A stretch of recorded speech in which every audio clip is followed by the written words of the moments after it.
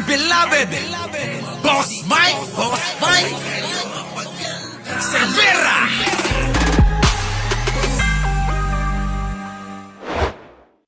Ni US President Donald Trump ang mga Pilipinong TNT sa Amerika.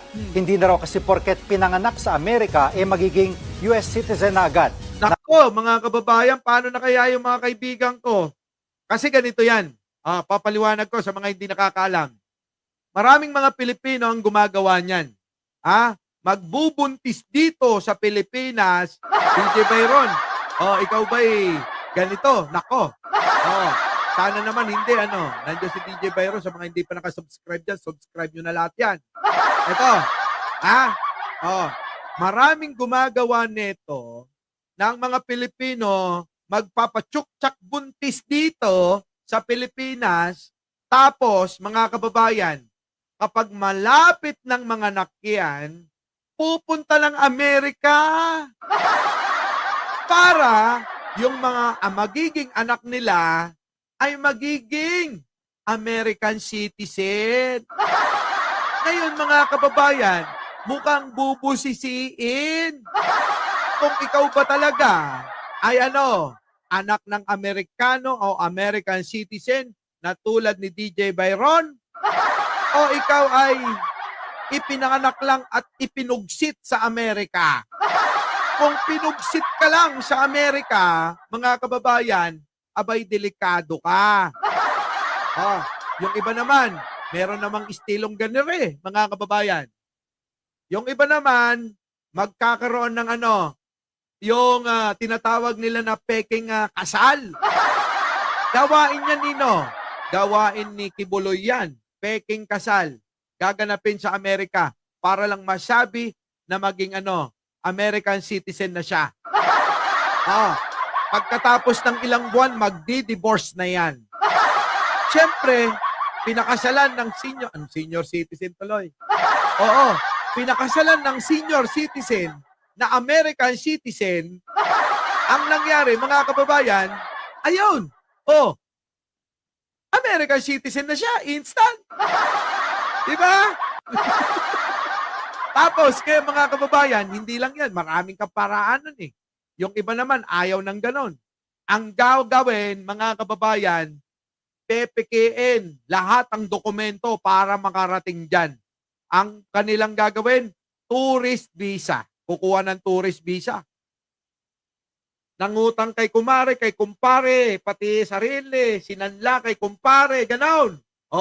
Tapos, may show money, papakita sa embassy, show money. Meron akong kapasidad na ako ay mag-travel sa Amerika. Ngayon, mga kababayan, pagdating sa Amerika, ang gagawin, hindi na uuwi. Magtatago-tago na lang. Diba? Buti na lang si Maharlika ang ginawa niya, yung number 2. Naghanap ng senior citizen.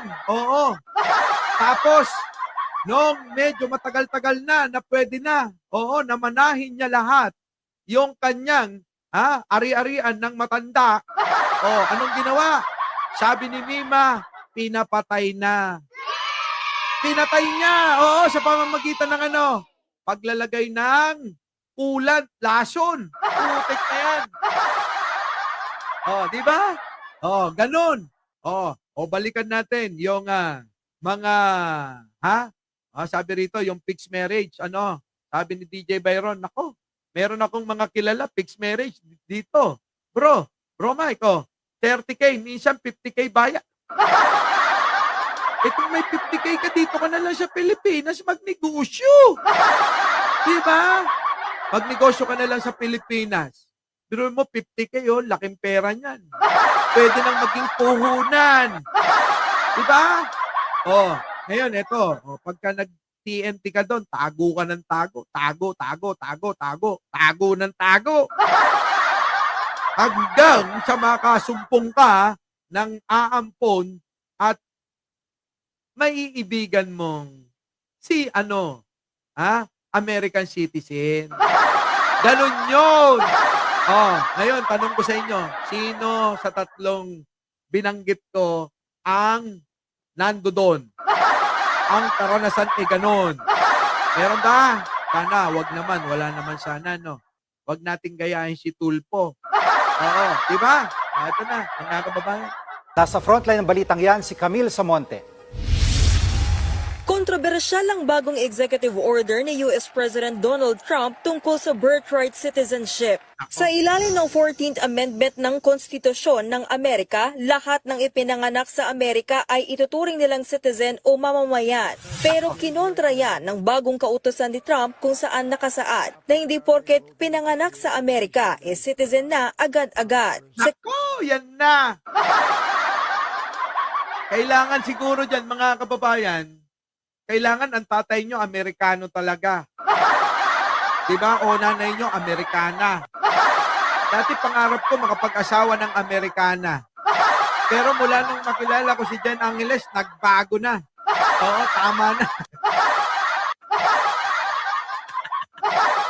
Ay, nako, eto na. Kanyang EO, hindi bibigyan ng US citizenship ang anak kung una, ang nanay ay iligal na nakapasok sa Amerika. Yan, oh. Kung illegal, halimbawa, nag-TNT ka, nagtago ka ng nagtago. Wala, malabo. Ang ama ay hindi American citizen o permanent resident. At Ako. pangalawa, kung ang nanay ay temporary lang ang pananatili sa Amerika at ang Tulad ng ang nanay ay temporary, kasama dyan yung mga unang sinabi ko. Nagpa-tsuk-tsak chenis sa Pilipinas. Tapos, mga kababayan, nung malapit ng mga anak, pumunta na ng Amerika para maging, American citizen ang anak niya. ama ay hindi American citizen o permanent resident. Sa madaling sabi, American citizen lang ang ipapanganak kung ang isa sa kanyang mga magulang ay US citizen at kikilalanin niya ang bata. Yung pala yun, oo. Alam nyo na, Itupad ang executive order 30 days matapos pirmahan ang kautusan para lang sa mga ipapanganak pa lang. Pero ayon sa ilang Maliwanag, mga kababayan. Huwag nyo nang gawin yung sinabi kong una. Dahil bawal pala na. Sabi ni mukhang babawiin na. Naku, ewan ko ba. Sige na, mag-like na kayo. at ang ama ay hindi American citizen o permanent resident. Sa madaling sabi, American citizen lang ang ipapanganak kung ang isa sa kanyang mga magulang ay US citizen at kikilalanin niya ang bata. Yan, mga kababayan, kailangan kung ang ipapanganak nyo, kayo mga babae, mga lalaki, tsumukchak chenis kayo ng Amerikana, kung kinilala ng Amerikana nyong jowa o napangasawa na anak niya, yung bata, American citizen yung bata. Kapag ka naman kayo, mga babae, nagpa-tsuk-tsak, nagpabuntis sa Amerikano, nag-asawa kayo, kailangan kilalanin din nung asawa nyo na Amerikano. Yung anak niya sa inyo. Kaso baka mamaya siningitan nyo. Mga kababayan, kasi maraming nanggaganyan. Patutupad ang executive order 30 days matapos pirmahan ang kautusan para lang sa mga ipapanganak pa lang. Pero ayon sa ilang eksperto, hindi pwedeng ganun-ganun na lang itatabla ang EO ang nakasaad sa konstitusyon. Katunayan, higit Yon, may pag-asa pa. Hindi pala pwedeng tabla-tablahin lang yon, Donald Trump. 20 state ang nagbabalak harangin ang utos ni Trump. Nako, maraming haharang, maraming state, ibig sabihin, mga kababayan, kasi ang Amerika, akala nyo, maliit lang yan. Nako, nung pumunta ako, ilang beses pa ako pumunta na ng Amerika? 2 beses na yata, 2 beses, 3 beses. Hindi ko na maalala. Biruin ninyo yan, pag pupunta kayo sa ibang state, nako, mga kababayan, babiyahe kayo, parang bumiyahe kayo ng Japan, galing ng Pilipinas. Punta na naman kayo sa kabila, babiyahe na naman kayo ng eroplano. Ang luwag, ang luwag. Tuloy. Ang bagong polisiya na yan ni Trump ay bahagi ng agresibo niyang kampanya laban sa mga illegal immigrants sa Amerika. Yan na nga, mga kababayan, mahihirapan yung iba nating mga kababayan nagtatago-tago. Yung mga nagti-TNT ba? Yung tago ng tago, tatamaan dito. Kaya yung mga kababayan natin habang maaga pa, yung mga hindi pa nag-aasawa, mag-asawa na kayo kahit sino na dyan. Para hindi kayo mapauwi. Di ba? Mag-asawa na kayo ng Amerikano. Amerikana. Oo, wag na kayong tumingin sa itsura. Di ba? Ganun dapat. Para na siya ganun eh. Hindi na kayo mapauwi. O, apurahin nyo na yan. Ngayon pa lang, bukas, kasalan na. Ganun. Simulan na nga ang mass deportation sa aabot sa 14 na milyong illegal immigrants. Grabe, ang dami mga kababayan. 14 million na illegal immigrants na nandiyan dyan sa Amerika. Ay pauuwiin. Nako, dami. Siyempre, magpapahuli ba yung mga Pilipino dyan? Di ba? At alam ko naman, mga Pilipino madiskarte. Alam nyo nang gagawin nyo kahit hindi ko pa sabihin yan. Di ba? Alam nyo na gagawin nyo. Iba ang Pinoy, tigas. Ano pa nga ba? Di ba? Pihadong maraming Pilipino ang tatamaan yan. Kaya paalam yan na, maraming Pilipino ang tatamaan. Kaya, mga kababayan, ulitin ko yung payo ko sa inyo. Huwag na kayong mamili kahit na sino. Matanda, bata, mataba, bungalo, ano pa man. Sige na. Pwede nyo namang i-divorce yan. Diba? Pwede nyo namang i-divorce yan.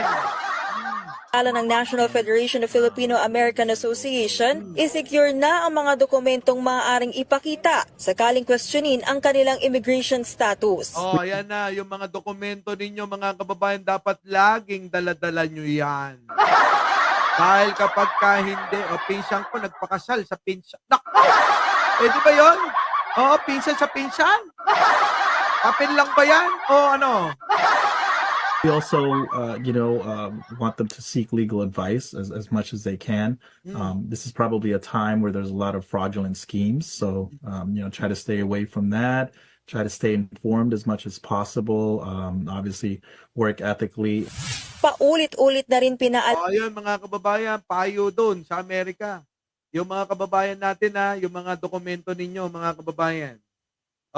Alam ko, pinaghirapan nyo ang pagpunta riyan. Opo, bakit kanyo? Alam ko yan. Nung pumila ko sa embassy, sa totoo lang. Ano lang yun, bahala na, punta lang ako sa embassy. Kumuha lang ako ng appointment. Pagdating ko doon, nakikita ko yung kapwa Pilipino, mga kababayan, na nangangarap pumunta ng Amerika. Nag-iiyakan. Bakit? Denied. Denied sila. Nakakaawa. Biruin mo, katagal-tagal na panahon na pinagantay nila para ma-interview.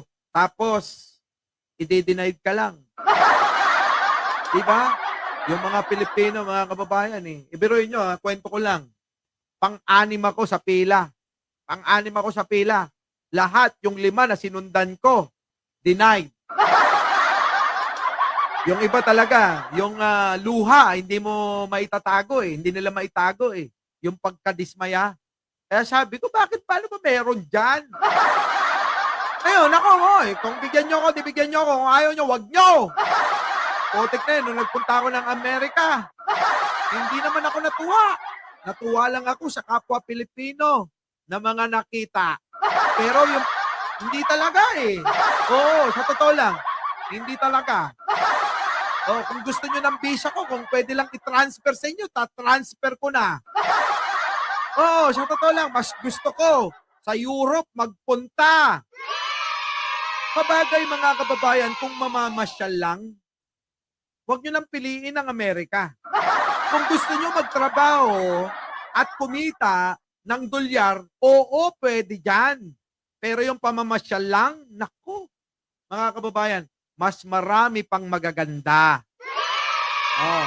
Tuloy. Kilala ng Department of Foreign Affairs na umuwi na ng Pilipinas ang mga undocumented na Pinoy kaysa ipa-deport sila. Kapag kasi ipina-deport, banned na silang tumapak ulit sa Amerika. Yan naman.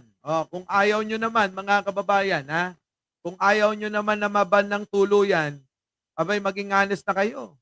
Magsiuwian na kayo, mga kababayan. Di ba? Pero, yung iba, mga Pilipino, hindi papayag ng ganyan, kaya gagawa ng paraan.